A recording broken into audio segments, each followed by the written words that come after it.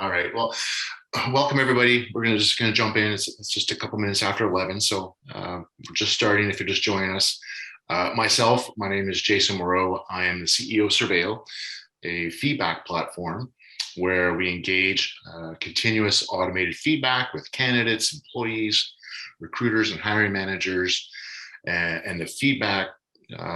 Combined with operational data, experiential data, we help diagnose where you may have issues in your talent acquisition process, onboarding, and ongoing employee experiences.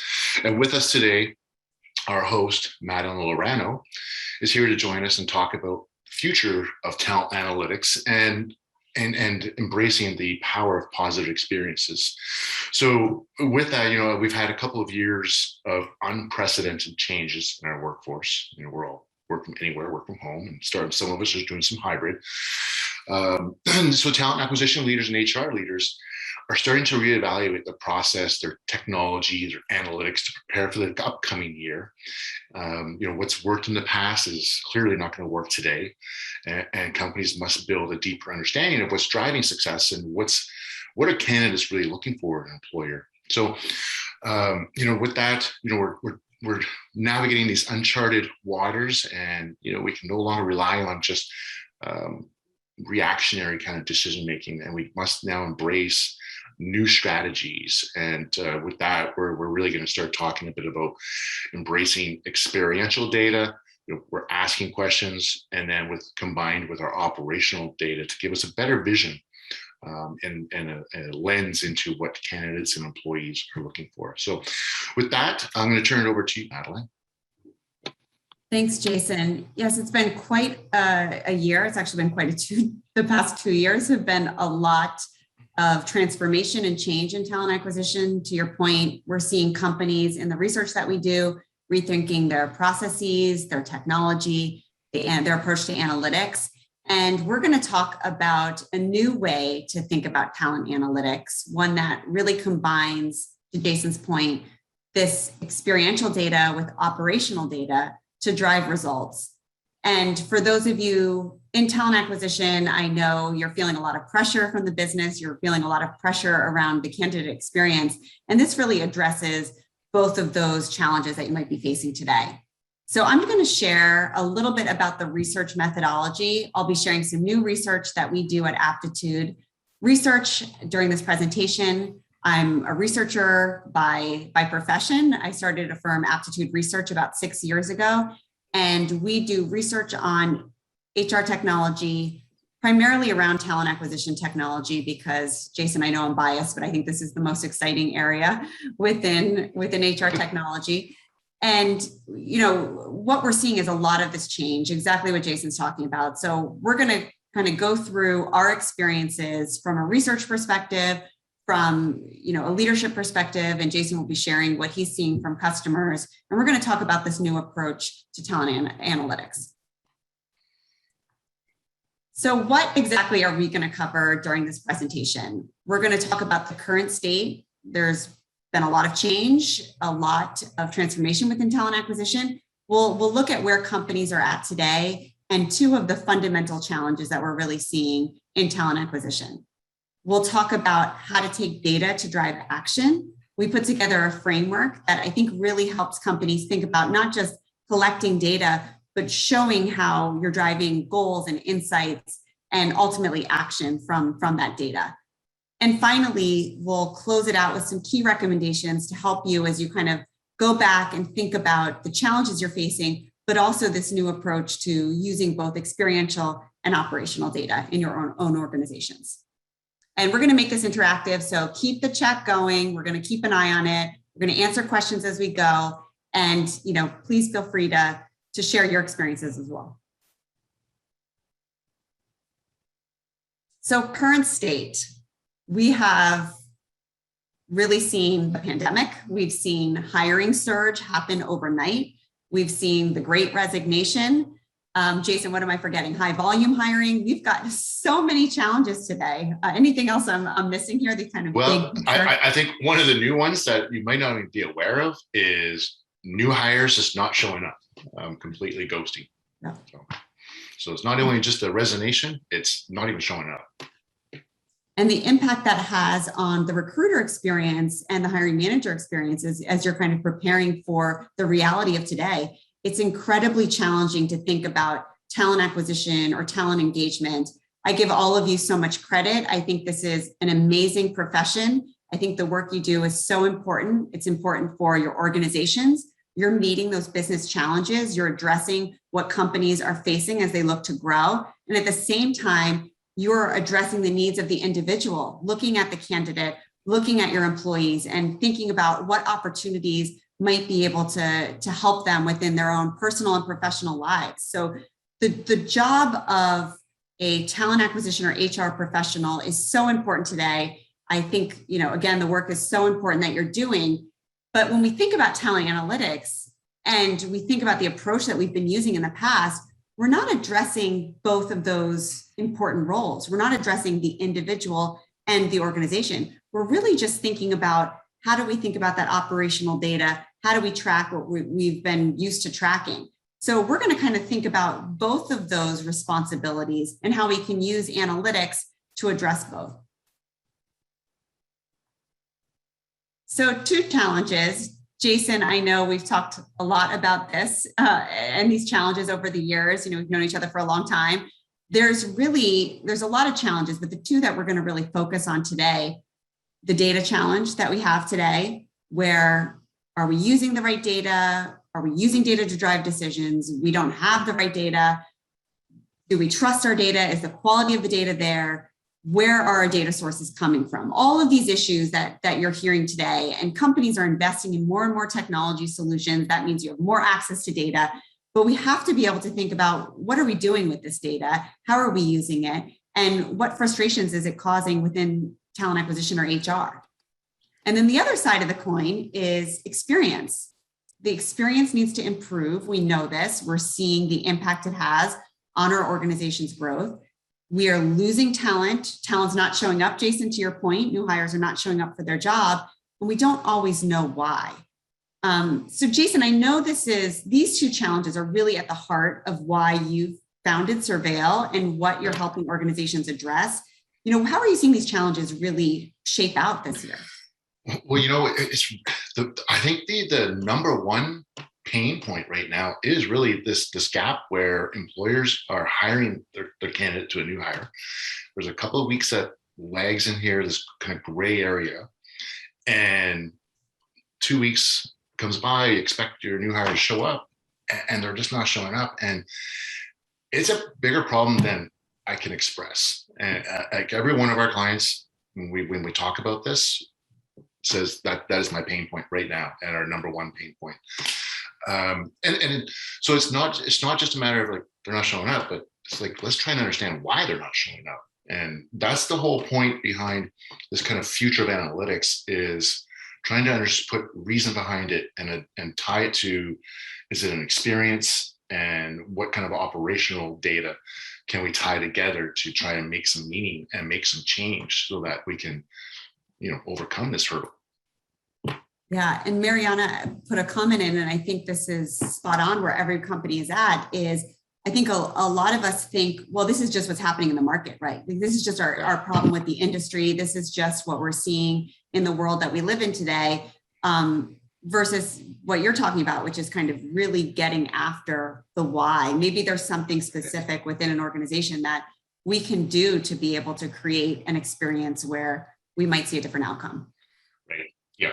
So as well, Madeline, I just launched a quick poll here to ask people if they're using qualitative feedback throughout their hiring process and in employee experiences and so forth. So while we're chatting here, we'll tally up the poll. Great. And qualitative feedback, for anyone that's curious or not exactly familiar with this form of feedback, it's really getting after that experience. It's asking for what a candidate or employee is going through, collecting that feedback through that process, which is, I think, very different from how we've run recruitment and HR practices in the past. Great. So I'm going to go ahead and just wrap this poll up here in a second. And see if we can publish this for everybody. Share the results. So the question was, do you use qualitative feedback? And we can see the percentages here. 23% are unknown, they don't know. And then 29%, 10 to 25% are using the qualitative feedback, which is interesting. Some good numbers. Yeah, I'm impressed. I think this is better than what I expected and certainly what we see in our research. So kudos to all of you. Great. Okay. All right, I'm going to stop sharing that and we'll continue on. So we're going to kind of break these two challenges down a little bit before we get into our framework, Jason. So let's start with the data issue. And this is a huge challenge. You know, I think we don't talk about data enough. I think we've moved past this feels scary to talk about. I think companies are more familiar with using data within their organization. We're familiar with data in our own personal lives. But when you think about talent acquisition, it's a huge challenge. I mean, data involves collecting, maintaining, using that data to actually drive decisions. And I think where I see a lot of organizations struggle is we get so focused on the collecting, right? We're using different systems, we're collecting data, and we don't get to the point of how are we using this data? Is this the right data? Is this data actually going to help us have a better and deeper understanding of the talent that we need to attract into our organization, or the talent that we want to develop and engage within our organization? So this is interesting, Jason. I'm curious what you think about this slide and some of this data.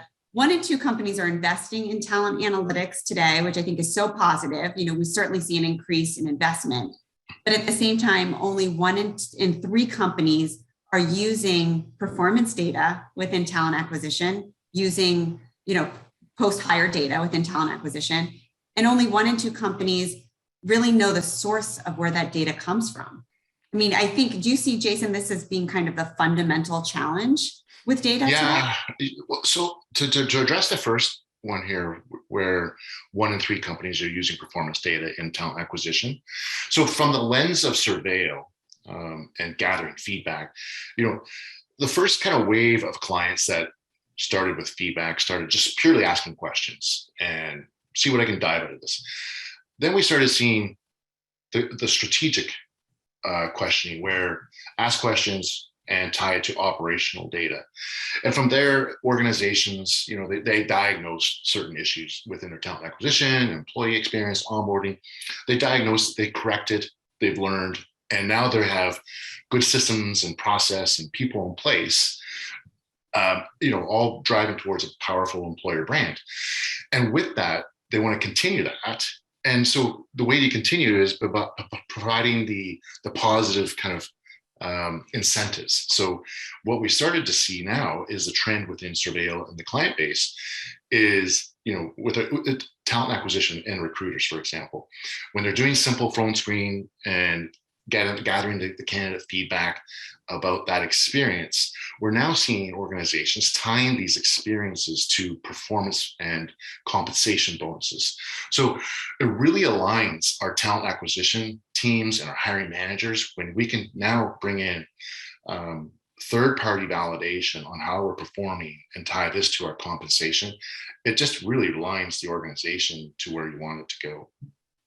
And incentivizes them to be able to engage with talent in a different way, collect that data, and collect that feedback, which I think is very different. And I think for a lot of recruiters, they feel overwhelmed today. They feel like they're not supported, that they're not being asked for their own feedback and their job's not recognized.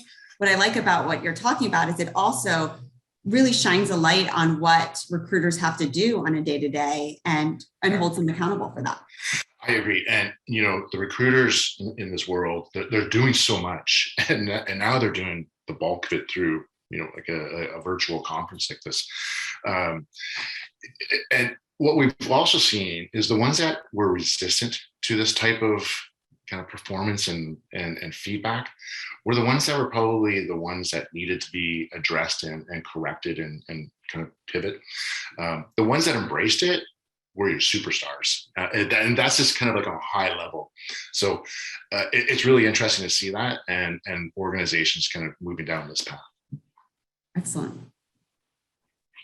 So what we found, and I think this is really interesting, is the satisfaction with data management is not very high for organizations. And you can see this with ease and basic reporting, accuracy, quality, the integrity of the data. We're not seeing a lot of satisfaction in our data management within talent acquisition and HR. And I think when I look at this, Jason, I see both the strategic side and the tactical side of data management. I mean, you have the strategic side, which is the accuracy, the quality, the integrity of the data.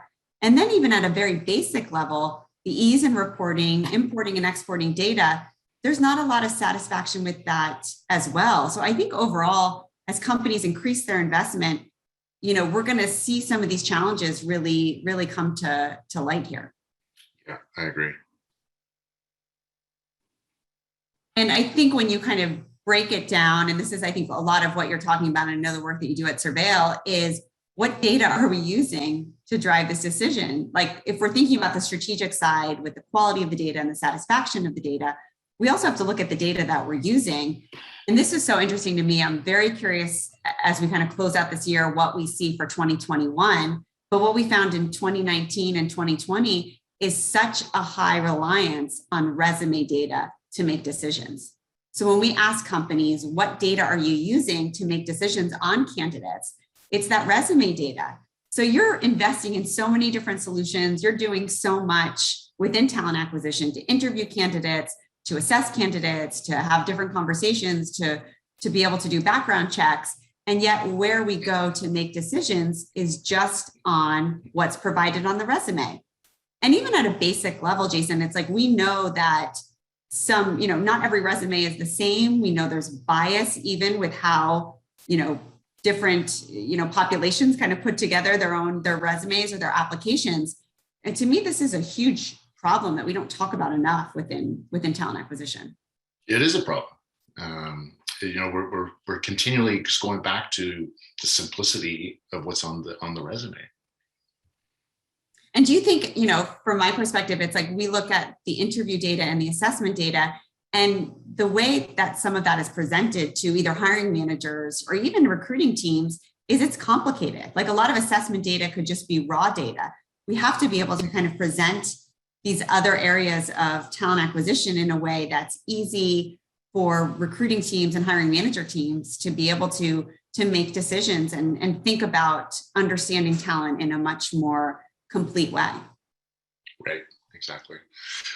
I think, what systems are doing well at is collecting the data. What they're not doing a great job at is telling you what it means.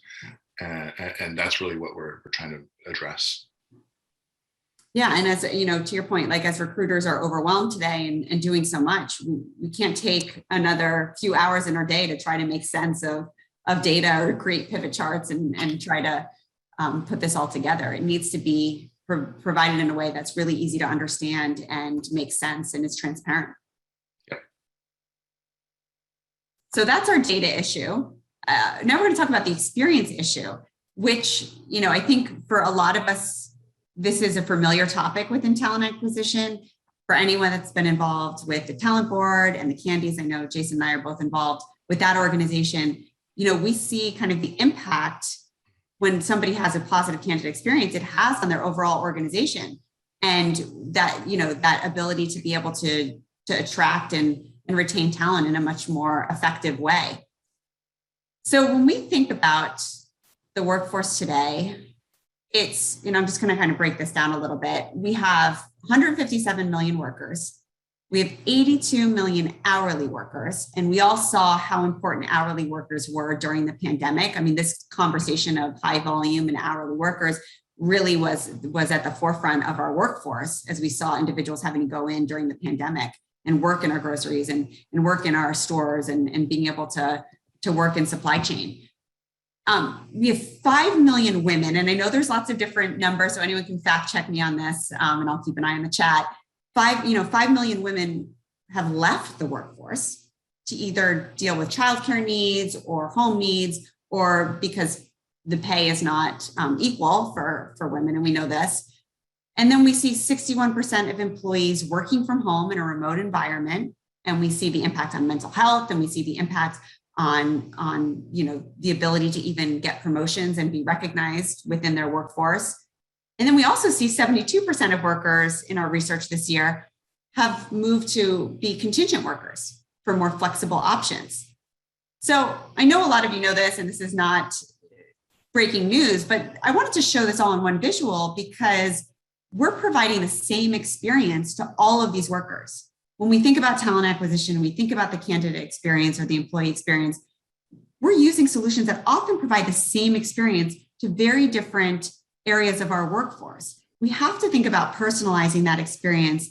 And I think even before we do that, Jason, we have to think about understanding what those experiences are and what the expectations are around those experiences. Correct. And this is from our research that we've done this year. And we found that companies that do invest in experiences are 2 times more likely to improve NPS scores, 3 times more likely to improve employee retention, and 2 times more likely to improve performance. And Jason, I know this is near and dear to your heart because I think we kind of know this at a surface level. We know experience is important, but when you see the data and then you see the work that you've done, what are some of the impacts you're seeing on companies that have these positive experiences? Yeah, this is near and dear to my heart. This is the foundation, the heart of Surveil. And why does candidate experience matter? Well, very simply, if you're trying to track what your candidate net promoter score is, is that companies that start measuring and learning from the action, take action on their candidate experience data that's coming at them, they tend to drive their candidate net promoter score by an increase of 25% in just 1 year, which has a significant impact just on your employer brand. And when we talk about employer brand, I always try to say, well, a lot of people get confused. What is their employer brand? What is it responsible for? The employer brand, in our eyes, is responsible for building your talent pipeline. So if you have a great brand, because you have all these great experiences throughout the entire talent acquisition process and employee experiences, your pipeline tends to be full of strategic talent, people that want to work for you. They have a greater purpose. They're not just there for compensation and benefits. When you have a poor brand, it's the opposite is true. Your talent pipeline tends to be filled with less strategic hires, people that are just looking for extra compensation. They're not loyal to you. And it's harder to recruit. You have to ultimately pay $5,000 to $10,000 more per hire just to attract them into your organization. So all these experiences, when we're talking from the hire or hello to hire and hire to retire, all the experiences matter. Often we'll see some employers just focus and home in on one particular process of the talent acquisition process. So maybe they just focus on what the career site's providing. And, oh, look, our candidate net promoter score from our career site point of view on that hello is over the charts. But that's not where it stops. As soon as they hit apply, they end up inside other areas. They start talking to people. They start going through your process. They use other technologies. And, the people, process, technology, all of these have different experiences. And you want to understand what all those experiences measure up to, so that, because they all impact your overall candidate net promoter score. And you need to understand where you're failing so that you can address this, correct it, and continue to have a high level positive experience and really attract that talent. Yeah, and it's interesting, and I know the Talent Board does research on this to show that even companies that have had and created these positive experiences, that can change.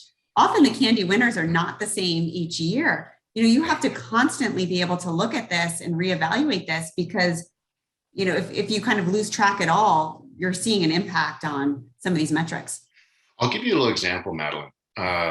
One of our clients, they've been running Surveil now for 4 years. And, this is to address, talk about exactly, continuous monitoring.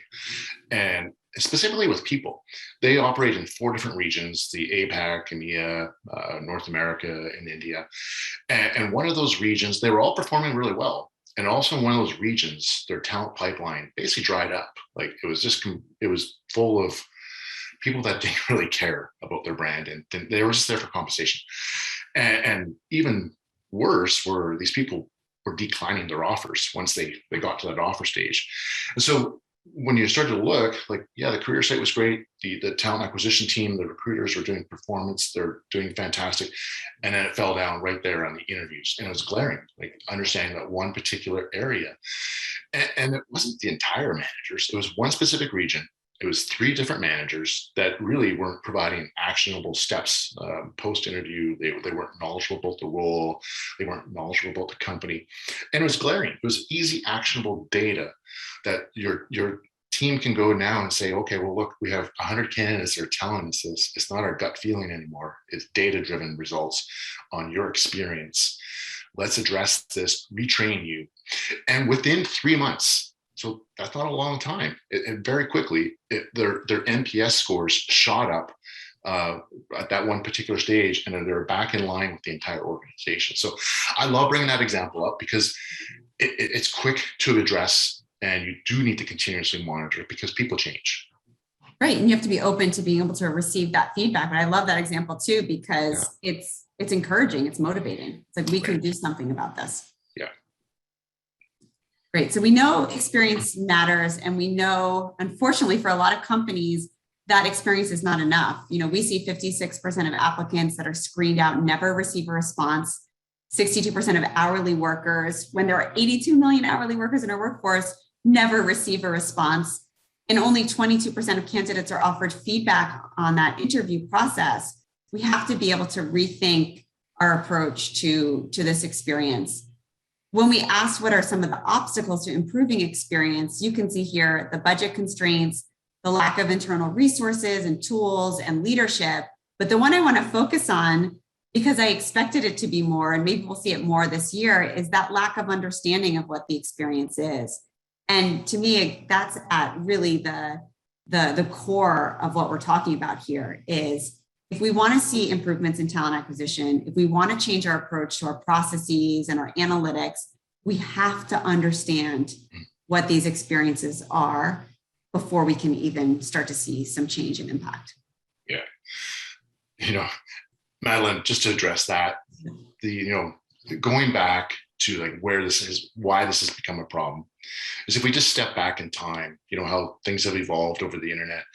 We now have social media in the last 10 years come at us, and we have sites like Glassdoor, we have Indeed, we have Google reviews. There's just review sites everywhere.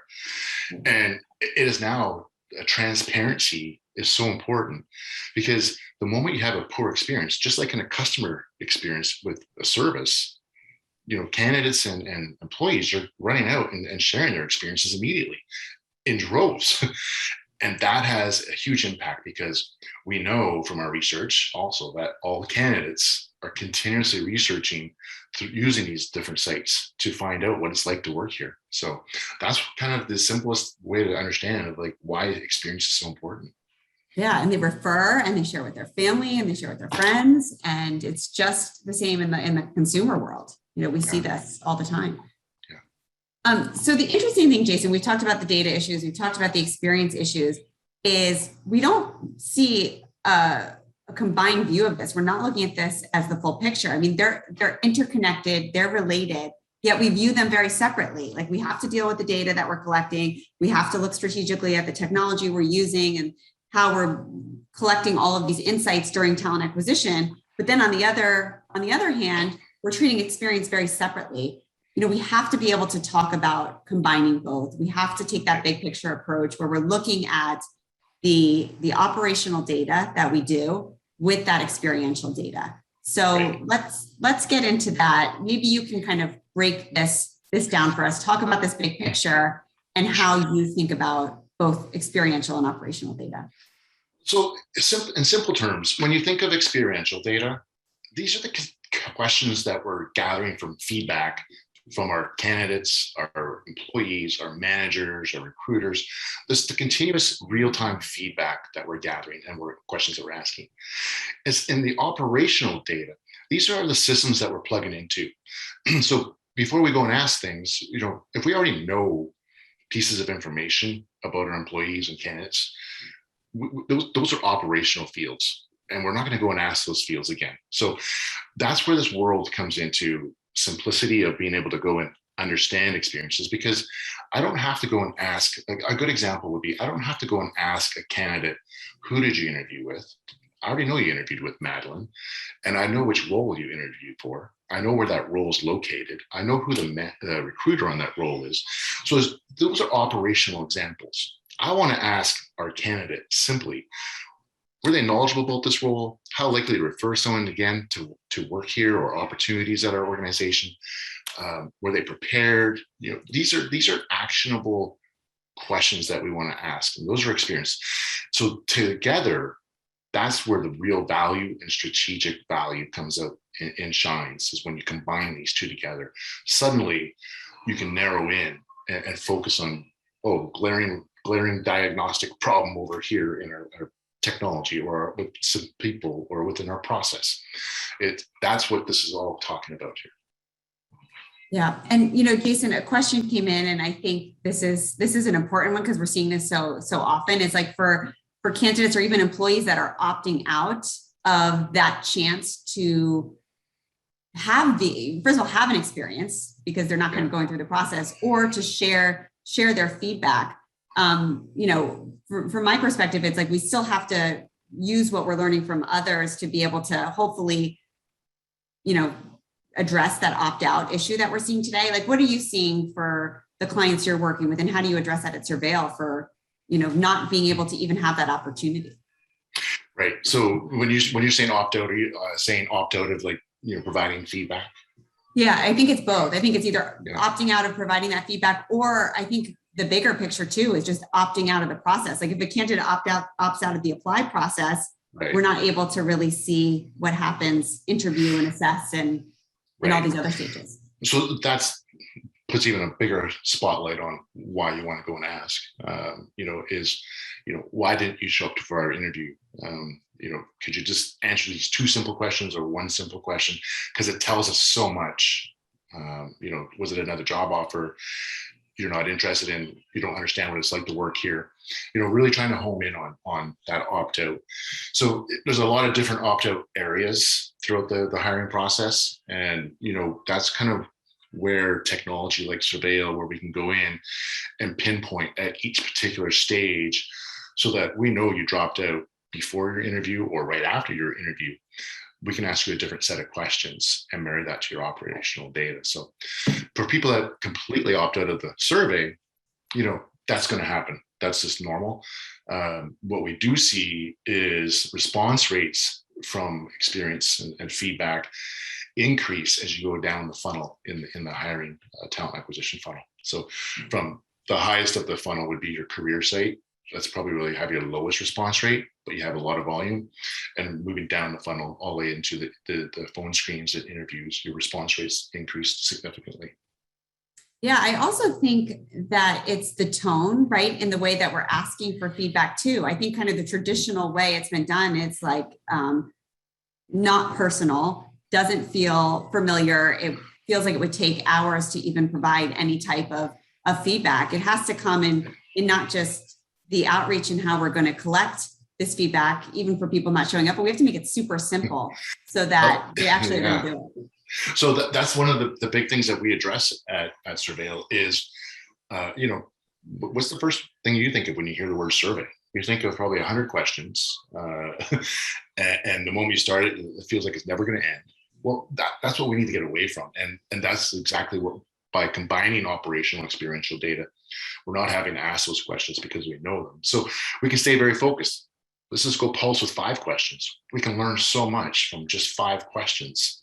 And when we communicate that to our employees and our candidates, we're very upfront saying, this is only 5 questions. It's going to take you less than 2 minutes to complete.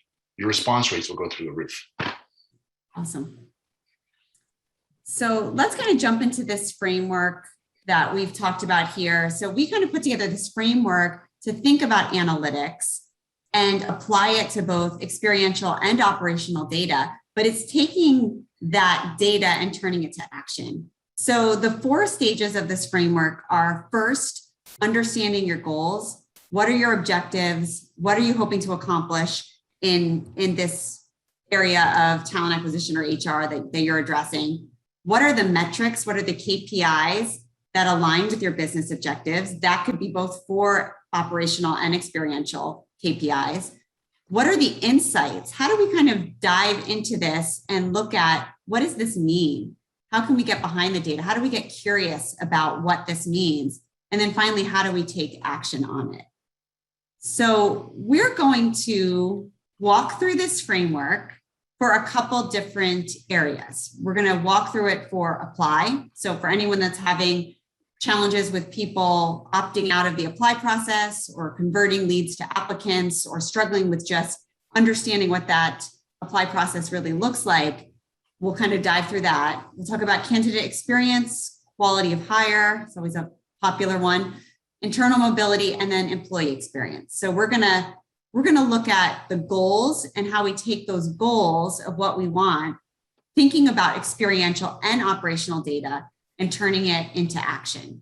So Jason, I'm gonna, well, first I'll just share kind of what we saw from a research perspective on this idea of candidates dropping off that you can really see here. This was enlightening to me because I really thought it was gonna be apply. Like, I thought we were gonna see like 80% at apply are leaving. That's the challenge we're seeing, but it's really throughout the entire talent acquisition process. And for companies asking for feedback now, you might only be doing that right at the apply. Like, why did you leave? Come back. You know, we have to look at it in all these stages. And Jason, I think your interview example was the perfect one. You know, it's not necessarily where you think the problem is. We have to look at, you know, kind of this full experience.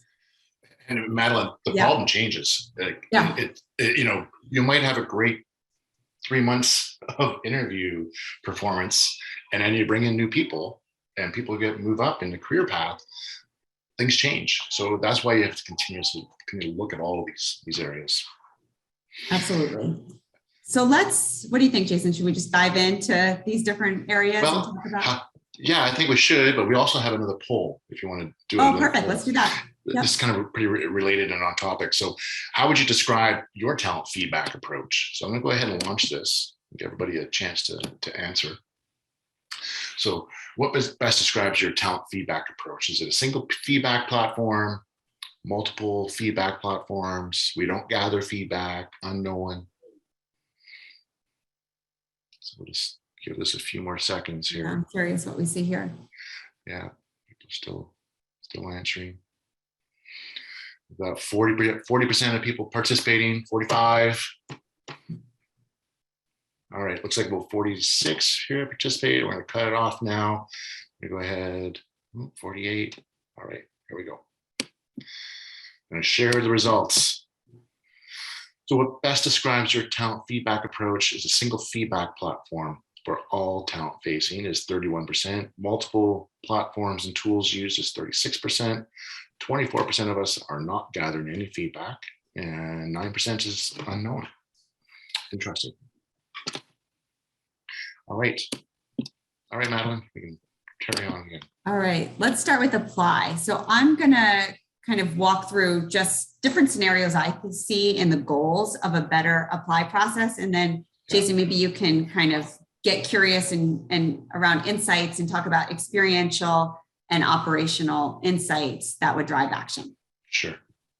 So for apply, I mean, I think we all know for a lot of companies, the apply process is way too complex.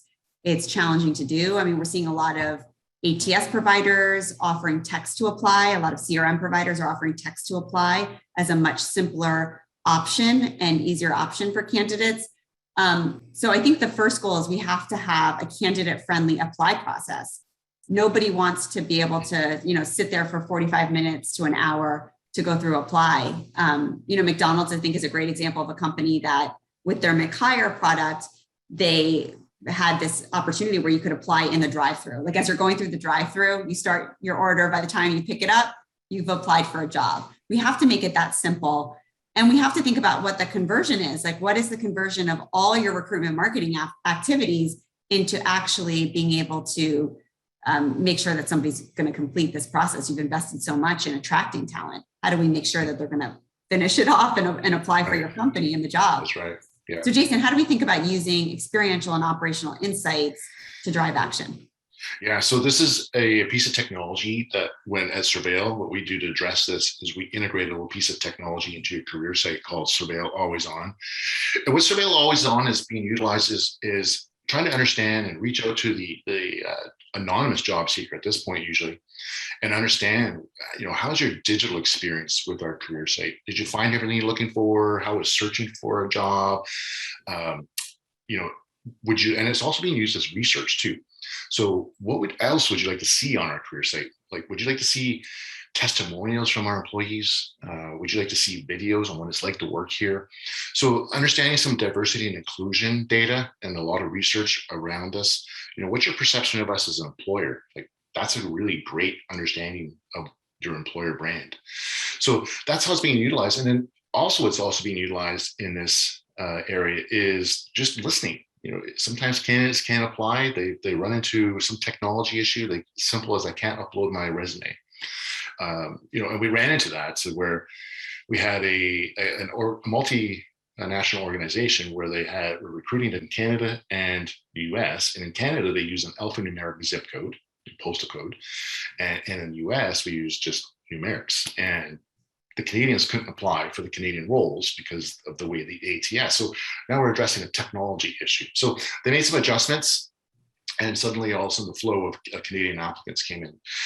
Tying this to operational data, it's a little more challenging on the career site because the job seeker is anonymous, but the types of operational things that we can track here would be understanding, job categorization. So if people are dropping off by looking at certain categories of jobs, is it because they don't have an email address, or is it, only an SMS number?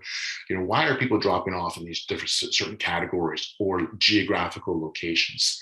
So that would be the kind of operational data that we tie together at this point. Yeah, I think, it's such a challenge, I think, for a lot of companies. And I think going through that apply process yourself, like collecting the data and the feedback, but also experiencing it from the candidate's perspective is a great way to kind of look at both of those sides.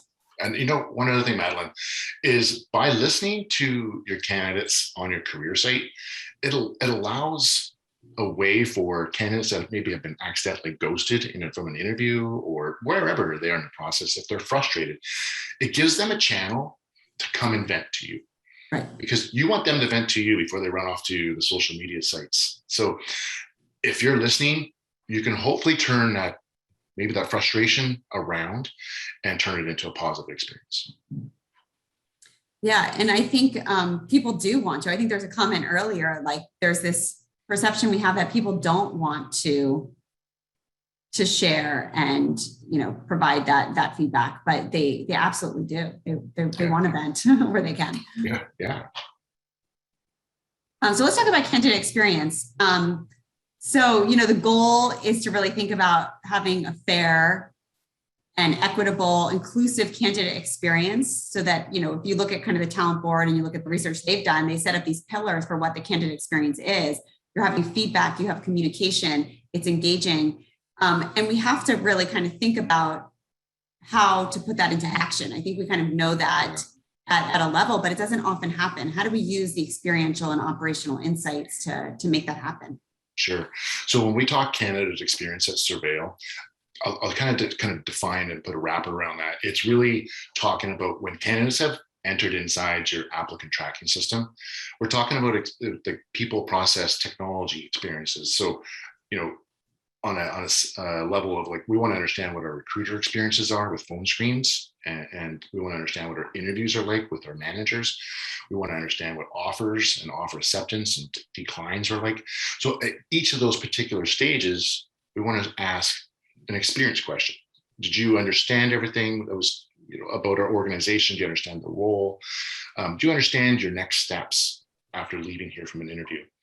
If somebody answers no, you need to understand where that's coming from. And so now that's where we look into the operational data. So if you filter on somebody wasted my time in the interview, I want to know that as a director of TA. So I could scroll down and say, well, it's in our APAC region. It's within this job family. And then, it's actually these 5 managers. So that's getting down to the operational level. So being able to filter on experience data will highlight our operational areas where we need to go and address. And what about quality of hire? If the goal for quality of hire is to have a standard, consistent approach to quality of hire, where we're using performance data to be able to really understand what drives a successful hire, how can we think about experiential and operational data to do that? So there's two ways to think about this, and most of our clients run in both ways. So one way is, after we have an offer accepted with our new hire, we want to understand from our manager's point of view, how did our talent acquisition team perform? Did you see enough quality? Did you see enough quantity? Enough diversity? So these are some of the questions that we're asking for internal satisfaction, and vice versa. Talent acquisition could be surveyed about how the manager performed throughout that hiring process. Was the manager responsive and communicative enough, and did they understand and be able to define and create a great experience for our candidates? So that's driving our internal satisfaction of quality of hire. But then we have the surveying our managers at whatever cadence. So maybe it's first 5 days, or maybe it's 90 days, and multiple times. How likely would you rehire this new hire? Are they at the productivity levels that you'd expect at 90 days? So that's what's driving our quality of hire metrics, as well as we can blend in the new hire feedback. So again, at first 5 days, did you have all the tools necessary to be efficient in your week one, where you met with your manager?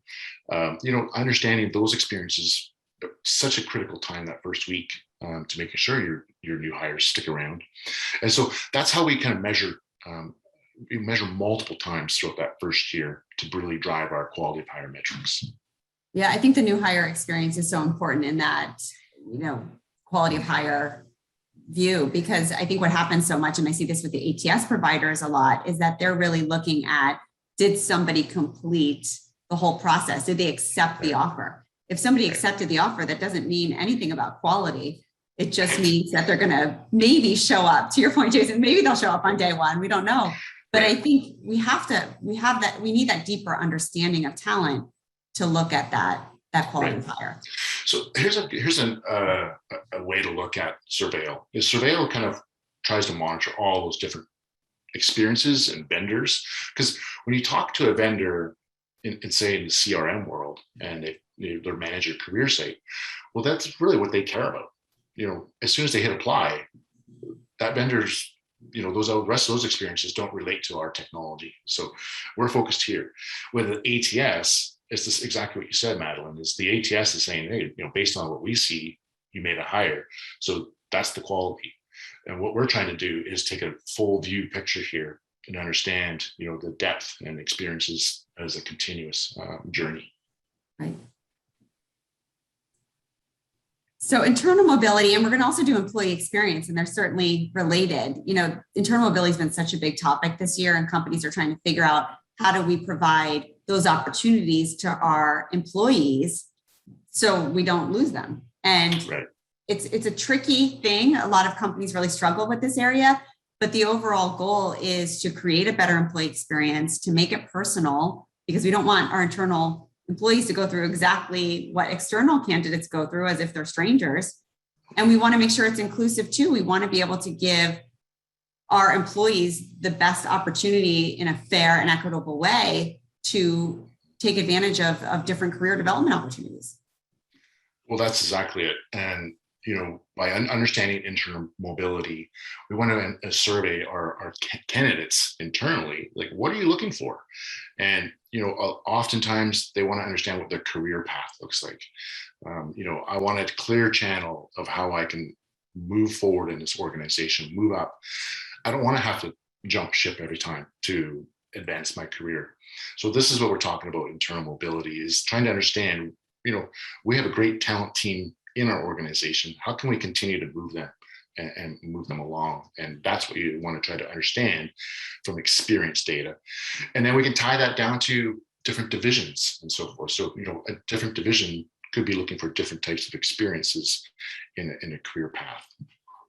Yeah, Jason, I heard this from a company that I was talking to a few weeks ago, and they do a lot with internal mobility. So I would say they're probably like a a leading internal mobility case study. And what they found, though, is that 68% of their employees that don't get that offer leave. So that might be somebody that likes the organization, is super happy in their role. They saw this job posting on an internal job board and decided to apply. I think when you talk about surveillance approach and experiential data within internal mobility, how can we say, I'm sorry, this wasn't the right opportunity for you. Tell us about your experience, and engage with them in a way that feels really personal.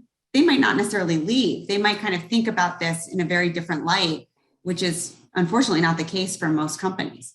Right. Wow, that's a pretty staggering number. Yeah. So employee experience, as we kind of tie up this framework, these examples, the goal is obviously, like the candidate experience, we want a fair and inclusive experience. We want better communication. We want to think about retaining our employees and creating that personal and consistent experience. Yeah. So when it comes to employee experiences, it starts with the new hire. We want to understand what that first 12 months looks like at different cadence, and then on a continuous basis, as our employees go through learning and development programs, and we want to understand what that experience is like. So all the different types of experiences, like on anniversary, we want to understand what was your second year like here. And what we're trying to look for here also is turnover warning signs. So, a simple question like, hypothetically, if you were to leave today, what would your choice be? Is it, because of compensation or lack of career path, or my manager, or maybe I'm happy here? You need to ask these questions so that you can start to predict you might have turnover in your support team division. And that's where the operational component comes into play. So when you ask questions like that, and even a simpler question would be, how likely to refer friends and colleagues to our organization? That tells you a lot based on what your NPS comes back. And you can tie an NPS to a specific division or a specific manager. It tells you, I need to focus on this one particular division. And is it a role problem here, or is it a manager problem? So, and so that's what we're trying to do by understanding employee experience and tying operational data to this. Yeah, I even think about your example about the anniversary, like if it's your 1 year, 10 year, whatever it is, anniversary. What typically happens in those situations is you just get an email or a certificate, like, here's a mug, thanks for being here for 10 years. Nobody's coming over and saying, are you happy? Like, what do you need? Like, do you have, do you feel like you've referred this company? What can we do for you? It's just a handoff of what everybody else gets, which is just whatever's available in the closet. Yeah, and it's not enough right now. Yeah. So this is great. This has me thinking about things I wasn't even with kind of these topics. So I'm going to kind of close this out with some recommendations that you've heard us talk about through this presentation. And then Jason, I'll turn it over to you if you have anything that you want to add or to close out with. So the first one is kind of look at this bigger picture. As you're investing in talent analytics, as you're thinking about what your future is for this positive experience, we have to think about this big picture of experiential and operational data, and can't leave this qualitative side out. We have to think about starting somewhere. I think for those of you that are not sure where to start, we kind of provided a couple examples that you can think about. Like maybe it's apply that you want to start with, maybe it's internal mobility, but start somewhere. Start to think about where you're going to collect that feedback and what you might want to change. And you'll get more familiar with it. You'll be able to build that case internally for the impact it's going to have on your overall HR or talent acquisition strategy. So my advice, Jason, I'd be curious what you hear about think about this, but I think just start somewhere. Pick a place and start there. Find a partner. I think there's so many different technology solutions out there. It's overwhelming. We were both at HR Tech. For any of you that were there, you probably felt overwhelmed too. But you really want to find a partner that understands experience, understands how you can be able to make sense of looking at this area of HR and talent acquisition. Mm-hmm. So yeah, Madeline, I'll just wrap up here as well. In our point of view, gathering feedback has just been leveled up with organizations. So it's gone from just simply asking questions to now it's asking questions and understanding your operational data that is tied to. And so the organizations that embrace feedback and leveled up to understanding strategically operational data that's tied with it, these ones are going to be successful in the future. The ones that are still not even looking in the mirror and asking for feedback, they should be panicking right now. And the ones that are just simply asking for feedback, that's great, but you need to level up. And I think that's where you really need to get strategic, otherwise you're going to get left behind here in the coming years. Yeah, I mean, even think about it. If you're kind of having trouble framing this internally or building a case internally, think about it from just the consumer side. Like, if I get my hair cut, if I eat at a restaurant, I'm being asked for my feedback on that experience. That's how we live today. And the companies that are successful on the consumer side are ones that do ask for that feedback, and they reevaluate what's happening, and they're able to look at their business from that perspective. We're not doing that as much as we should be for our talent. So we have to kind of think about taking that same approach. And it can be fun. It's creating insights. It's getting curious. It's building a better understanding of people and talent, which I think is so core to just the role of being in HR or talent acquisition. Great. Hey, Madeline, with one last wrap up, I have one last poll here, and we want to understand, how important candidate experience is with organizations and people within your organization. So we just launched a quick poll to help you understand this is extremely important, somewhat important, very important, not important at all, not knowing. Let's give this a couple more seconds and see if we can get past our 50% participation level on this. We're up to 40, 41. Jumping fast here, 45. As soon as we get up to halfway, we'll cut it off. We need a couple more people. There we go. We're 50%, 51. All right, I'm gonna cut it off right now. And wow, that is staggering. I'm gonna share the results. 81% said it's extremely important to understand the experiences of candidate experiences, with the other remaining basically 15% saying it's somewhat important. So what is that? 96% said it's either somewhat or extremely important to understand the positive experiences or diagnose your experiences with candidates. So that's pretty amazing. And Jason, if we asked this poll 10 years ago, this would have been flipped. Right? This would not have been important. This is our future here for talent acquisition. It would have been Madeline would be, what are you talking about? I know. What? Yeah. Right. But I think it's a different world today. And I think that, again, kudos to all of you for being here, for being interested in this topic, and for thinking about, bringing change to your organization. So. Yeah. So do we have any question and answers? I noticed there's quite a bit of chat.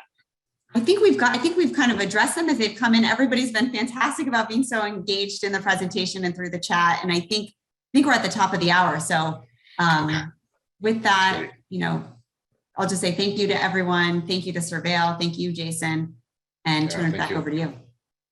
Well, thank you everyone for joining us. I really hope that you're able to walk away and have learned something from this presentation. Madeline, thank you so much. Your research here is invaluable. It was really well presented. And if you have any questions, you can ping Madeline, or you can email myself. It's just as simple as jason@surveil.com. And with that, we'd just like to say thank you for joining us again. We'll send out a copy of this. So look for an email with a link to the presentation that you can watch later and share with friends. Thank you.